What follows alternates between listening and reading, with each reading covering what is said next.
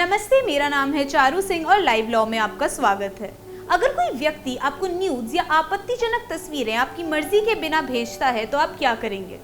क्या आप इस बात को नज़रअंदाज इग्नोर करके पिक्चर्स को डिलीट कर देंगे या उस इंसान को ब्लॉक कर देंगे? शायद ब्लॉक ही कर देंगे, लेकिन अगर ऐसी तस्वीरें भेजने वाला व्यक्ति आपका टीचर हुआ या आपका बॉस हुआ या ऐसा कोई भी इंसान हुआ जिसके काम से आपकी जिंदगी या आपके करियर पर असर पड़ता है, तो क्या आप उसे ब्लॉक करेंगे या सिर्फ नजरअंदाज करेंगे या फिर आप उसके खिलाफ कदम उठाएंगे? अगर कोई कदम आप उठाएंगे तो इसके लिए क्या कानूनी प्रावधान आपके पास इस वक्त मौजूद हैं? अगर कोई आपकी निजी तस्वीरें आपकी मर्जी के बिना कहीं भेज दे या कहीं किसी सोशल मीडिया साइट पर डाल दे या फिर उन्हें पब्लिश कर दे, तो इसके बारे में क्या कानूनी प्रावधान हमारे पास मौजूद है? इन सब सवालों के जवाब हम आज की इस वीडियो में देखेंगे। देखिए, किसी को इस तरह के आपत्तिजनक टेक्स्ट भेजना, तस्वीरें भेजना, ऑडियो भेजना गैर कानूनी है और इसके खिलाफ कुछ प्रावधान आईपीसी यानी इंडियन पीनल कोड में और इंफॉर्मेशन टेक्नोलॉजी एक्ट में मौजूद हैं। देखिए, किसी भी औरत को ऐसी आपत्तिजनक वीडियो, तस्वीरें, फिल्म्स, मैसेजेस या फिर न्यूज़ यानी नग्न अवस्था की तस्वीरें भेजना इंडियन पीनल कोड की धारा 354A के अंतर्गत यौन उत्पीड़न माना जाएगा।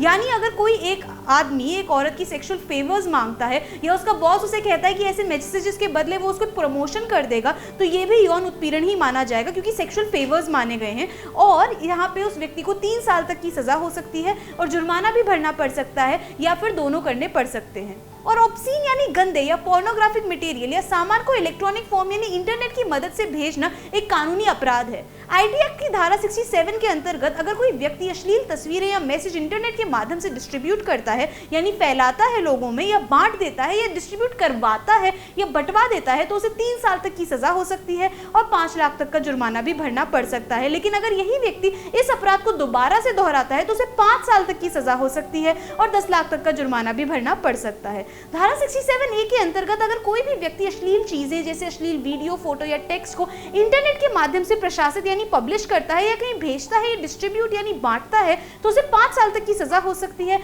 और 5 लाख तक का जुर्माना भरना पड़ सकता है, और इसे दोहराने पे उसे 7 साल तक की सजा हो सकती है और 10 लाख रुपए तक का जुर्माना भरना पड़ सकता है। आईटी एक्ट की धारा 67B के अंतर्गत अगर कोई व्यक्ति बच्चों को अश्लील तरह से दर्शाती हुई तस्वीरें या मैसेज पब्लिश यानी प्रशासित करता है या फिर कहीं भेजता है, तो उसे 5 साल तक की सजा हो सकती है और 10 लाख तक का जुर्माना भी भरना पड़ सकता है। और अगर कोई व्यक्ति इस तरह की सामग्री आपको भेजता है तो उसका दंड देने के लिए protection of children from sexual offences यानी पॉक्सो एक्ट 2012 के प्रावधान काम आएंगे। यहाँ एक और प्रावधान है इंडियन पीनल कोड की धारा 509, जो कि कोई भी शब्द, हाव भाव या कार्य जिसका उद्देश्य किसी महिला की लज्जा यानी मोडेस्टी का अपमान करना है, इस अपराध का वर्णन करती है। इसके अंतर्गत भी अगर कोई व्यक्ति ऐसा कार्य करता है कि एक महिला की आपत्तिजनक तस्वीरें उसकी मर्जी के बिना कहीं पोस्ट कर दे या बांट दे या ऐसा कोई भी काम करे, तो उसे 1 साल तक की सजा हो सकती है और जुर्माना भी भरना पड़ सकता है या दोनों का सामना करना पड़ सकता है। देखिए, जब भी अगर कोई व्यक्ति आपकी किसी निजी तस्वीरों को लीक कर दे या कहीं पे पोस्ट कर दे,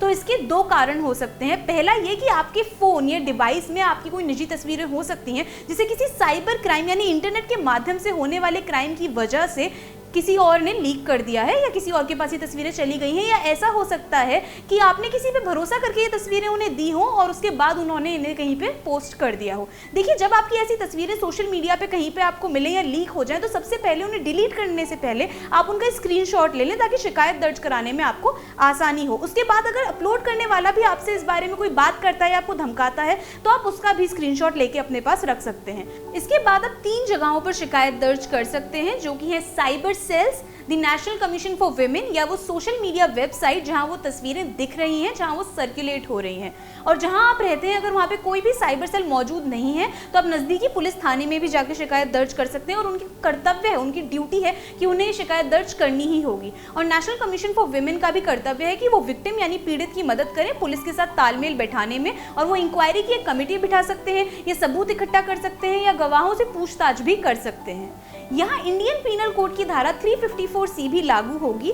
जिसके अंतर्गत अगर कोई आदमी किसी औरत की निजी तस्वीरें खींच लेता है या फैलाता है, तो उसे 1 साल की सजा हो सकती है, जिसे 3 साल तक बढ़ाया जा सकता है, और इस अपराध को दोहराने पर उसे 3 से 7 साल तक की सजा हो सकती है और जुर्माना भी भरना पड़ सकता है। आईपीसी की धारा 500 भी यहाँ लागू होगी, जो डिफेमेशन यानी मानहानि की बात करती है, जिसके लिए 2 साल तक की सजा हो सकती है और जुर्माना भी भरना पड़ सकता है। उम्मीद है इस वीडियो ने आपको जागरूक किया होगा। आगे की जानकारी के लिए बने रहिए रहिए हमारे साथ सिर्फ और सिर्फ लाइव लॉ पे और सब्सक्राइब करना न भूलें। धन्यवाद।